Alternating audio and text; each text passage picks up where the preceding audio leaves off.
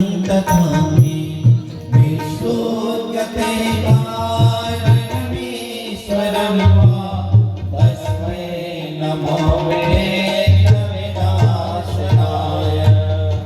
ॐ यं ब्रह्मा वरुणेन्द्ररुद्रमरुता स्तुन्वन्ति दिव्यैस्तवैः वेदैः साङ्गपदक्रमोपनिषदैः गायन्ति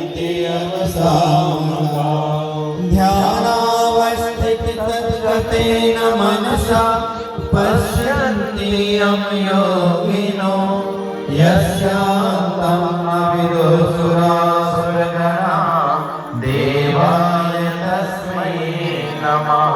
देवाय गोविन्द बोलो हरे गोपाल बोलो गोविन्द बोलो हरे गोपाल बोलो।